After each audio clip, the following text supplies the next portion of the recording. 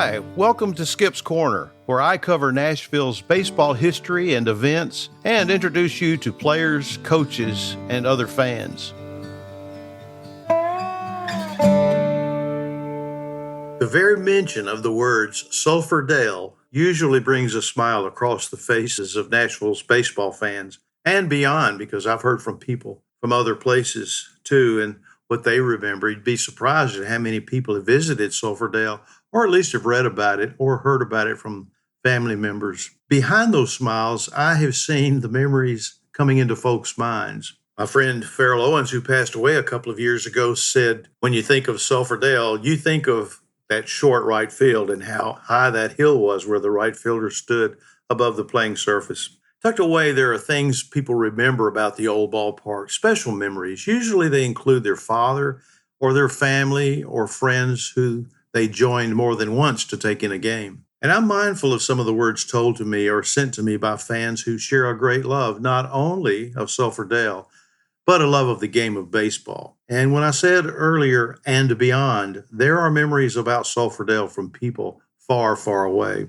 One of those who wrote to me years ago was Jim Davis. He lived at the time in Merced, California, and he said, while visiting Nashville as a member of the University of Hawaii basketball team, they came to town to play Tennessee State in, I think, mid-January of 1963. He said, I ventured down to Sulphur Dell to see if I could get inside and have a look. I was raised on minor league baseball in Los Angeles and made it a sort of a hobby to see as many minor league ballparks and take photos if possible. To my delight, on that chilly winter day, Sulphur Dell was indeed open, so I got to see the unique park I had heard about. Not only do I remember the short fence in the right field and the railroad tracks behind it, I seem to recall an announcer in a game from there broadcast on a Major League National network. There were no games that day, so they carried a minor league game from the Dell, describing a home run to right that landed on an eastbound train as saying, that ball may take it all the way to Chattanooga. There are lots of stories like that. That day in 1963, as I was looking around the Dell, I ran into a man in a suit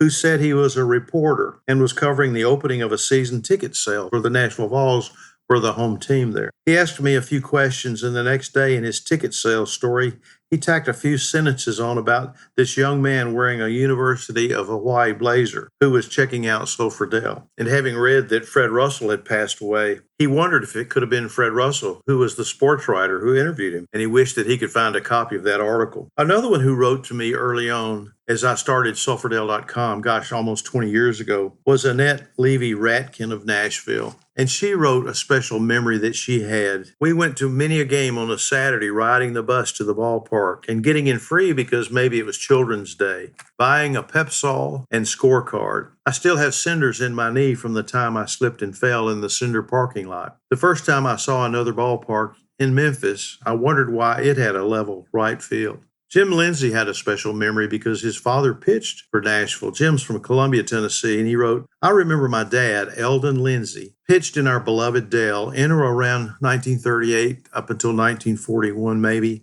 then was traded to Knoxville and pitched against the Vols at least once. I do know he pitched a shutout in the Dell, and this was most unusual. He was also a good hitter and hit a home run while pitching for the Vols. My birth certificate says, father's occupation, baseball player. I love Sulphur Dell, and I still have the vivid memory of the tantalizing smell of the hot dogs roasting. George Zepp, who was a reporter for the Nashville Tennessean and has written several books about memories of Nashville, was descriptive about what he remembered about Sulphur Dell. And he said, Dell, D-E-L-L, is a term for a tree-lined valley. So that it must be what Grant and Rice remembered when he wrote the name Sulphur Dell for the first time.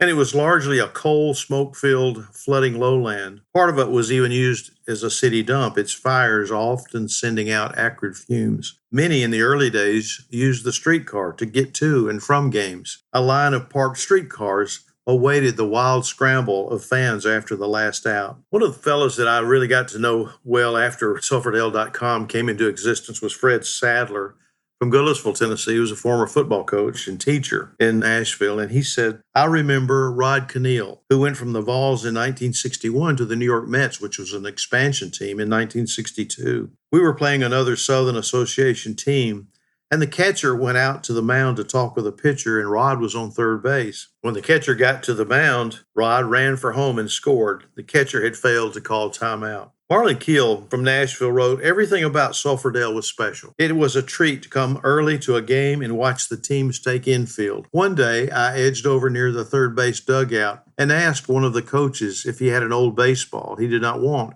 and he gave me one. I always thought it was a shameful desecration when events, other than baseball, were held at Sulphur Dell. It was meant as a haven for the playing of baseball and nothing else." Ernie Leonard, who is the son of beloved sports writer George Leonard, wrote me and said, "I remember the spirit of Sulphur Dell even in its dying days. The crowds were sparse, the old stadium needed a good facelift, but the magic of the game and the exciting feeling of another game, another pitch, and the crack of the bat never lost its allure." For a few fans, a sports writer named George Leonard, my dad, he said, and an 8-year-old kid, every game was exciting.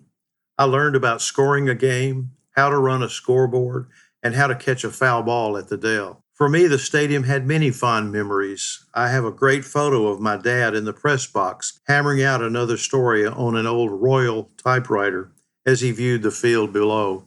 My dad was in his element at the park, and so was I. Jane Woodruff McIntyre from Nashville, I'll go ahead and confess, was my English teacher my junior and senior years, I believe, at Stratford High School. She's the one that called me up to her desk one day, and she said, "Mr. Nipper, I can't read your writing. Just start printing." I thought that was kind of unusual for an English teacher, but I loved it, and it made me slow down, I think, on my writing. You still couldn't read my signature to this day. But she said, "I remember my dad took me there from the time I was barely able to talk. I remember our having many good times, and that time together gave us a bond that I will never forget. Daddy used to say to folks that I was his boy.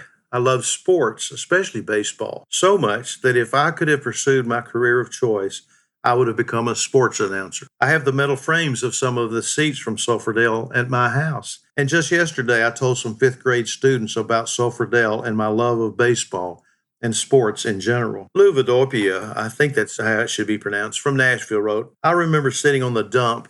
That's what they call the right field hill. "On the Vols opening day in 1948. There were 4,000 others like me covering the whole dump and part of the left field area next to the stands because there were over 12,000 people there." The Nashville Tennessean ran a full-width picture the next day showing the crowd all the way around the outfield. I don't remember who we were playing that day, but we won. Charlie Gilbert hit 2 homers, and Charlie Workman hit 1. Gilbert later had one of the greatest starts of any player with 7 home runs in the first 4 games. He and Workman had a Mantle Maris kind of season until he faded out at the last, and Workman ended up with 52 home runs and led the league. Gilbert had 42. Elwood Footsie Grantham had 33. Footsie, the colorful left fielder, also set a league record for strikeouts with over 220. I'll always remember seeing several of those first game homers going over our heads and the screen as we sat out on the dump. There was no place like Sulphur Dell. And then here's Ernie Leonard's dad, George Leonard, on October the 8th, 1963, in the Nashville Banner wrote, "The Vols board will consider offers for the park until December the 10th, 1964. If none has been received by then, it was recommended that the land be disposed of to the highest and best bidder, and that the land be held until an acceptable offer is received." By acceptable, the committee said it meant enough to pay the stockholders and all debts. 3 weeks ago, the board surrendered Nashville's franchise in the South Atlantic League following the club's poorest attendance in history. That action was approved by the stockholders. Nashville had gotten out of the Southern Association and actually watched the Southern Association fold after the 1961 season. And Ernie Leonard's dad, George, as I said earlier, was a well-beloved sports writer, was one of the stalwarts for writing the history of Nashville's baseball team and baseball park. And then what he's writing about here is when the Nashville club decided to turn in their franchise in the South Atlantic League after no baseball in 1962 for the 1963 season. But it did not go well, and the club folded.